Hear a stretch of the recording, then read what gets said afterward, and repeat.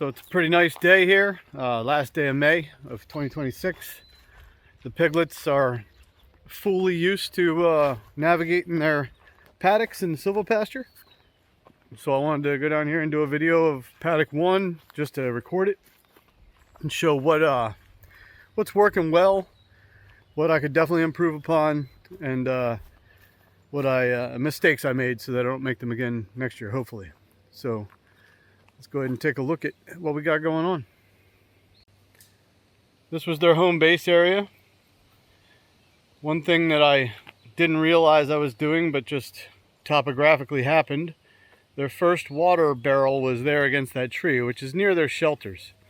And that caused a lot of moisture to kind of seep over against their shelter. I typically want that to be a very dry area, and so do they.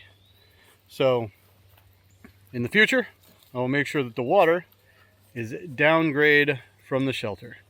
That was their training feeder. They're done with that now. These guys have been here for about 3 weeks. We're loving it, huh? You loving it, piggies? Bless you. Fighting over the mud. That's all right. So, home base is 4 sides of cattle panels, two cattle panels each side. And then for the first paddock, all I did was pull up a panel, that panel over there, and ran my perimeter. I'm still doing the double perimeter, so I have poly wire, single strand, inside of the hog fence. Both are hot on separate chargers. Gives me a little peace of mind. This first paddock here is about, I don't know, about half an acre. They don't need a ton of space with their first one. Look at them loving the mud over there. This guy out here, I don't know if you can see him. We call him Tiny. He was a little runt when we got him. He was slow to start, but he's getting better now. He's getting it together. Isn't that right, Tiny? You're going to catch up with your brothers and sisters. Yeah. He had a little sickness, little swelling from his castration. I guess he got some dirt in there or something, but either way, he's all healed from that now and on the prowl. We just need him to gain some weight. But anyway, let's walk the perimeter here. So I went around and weed whacked, but there's a lot of places where I just didn't get deep enough. Like that's pretty good right there, but I can hear it popping down here farther. So I need to come out here with a partner and someone holds the fence up while I get under it with the weed whacker, especially in areas like here, because the ground undulates so much and it's hard to get all this grass. If I come through here and try and weed whack, I'm going to end up breaking the fence, which I've done a whole bunch of times, and I would like to avoid in the future. I got them started on that feeder. They're not rotating the wheel yet, so I just dump bags of feed in the bottom to kind of teach them that's where they eat. And then there you can see they have a second waterer. And they've already started to create a little pond underneath it there. But that's okay. That's the point. When it gets 90 degrees, they'll love that area. I'm putting them through an area that has a lot of bindweed, which is good. Destroy it when it's young so it doesn't have a chance to become adult bindweed. You can see that's all last year's bindweed just crawling over that fallen whatever it is. I'm hoping the pigs will get in here and just trash all of that. You can already see this year's plants trying to grow up into it.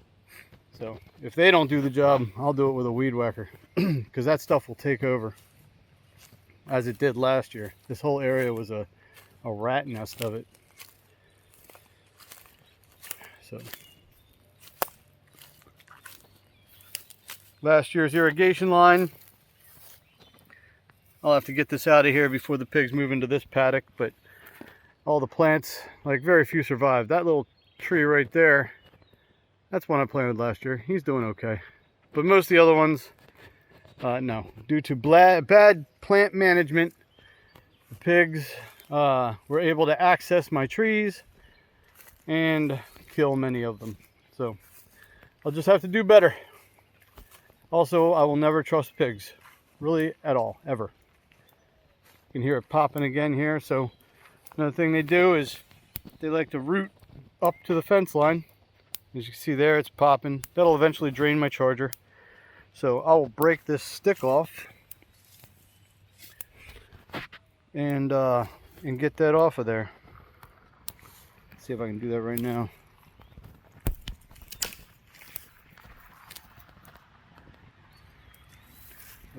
With one hand. There we go. There, it's going free again. So again, unnecessary to have the wire inside the fence, most people would say, but it lets me sleep at night, so I'm going to call it necessary, and I'm going to keep doing it. Especially in areas like this where the pigs are super active. The mud is the dirt rather, is very friable. They're able to get their faces down in there.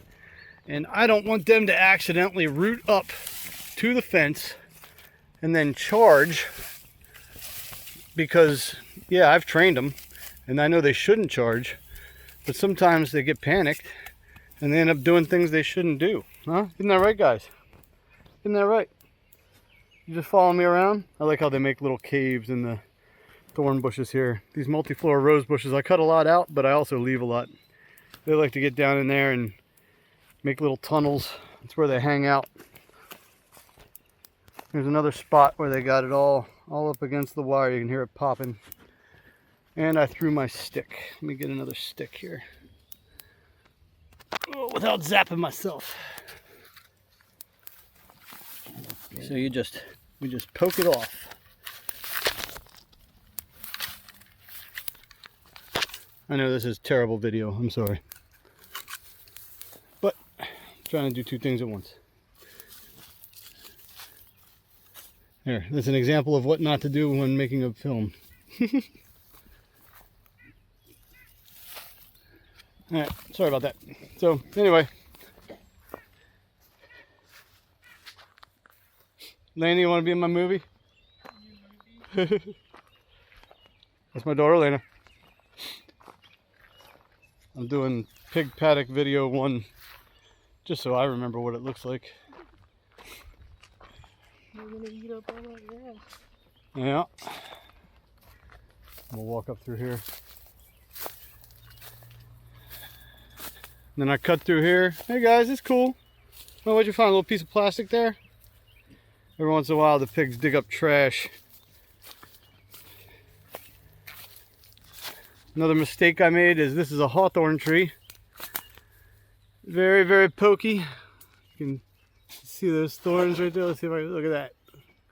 Stab me right in the hand if I wasn't paying attention. So typically I would not put the fence where I have to lean in around this tree. But that's what I did. Now I have to put my butt against the fence and shock myself. Careful. And then I come up here and we terminate right at the corner of home base. I had a little extra fence just because of the way it worked out, so I just ran it out there for another 20 feet, and that's where it ends. This one here is energizing the wire on the inside, and that charger is out there in the sun. And then the other, the hog net, is energized off a charger that sits along my driveway. That is pig paddock 1.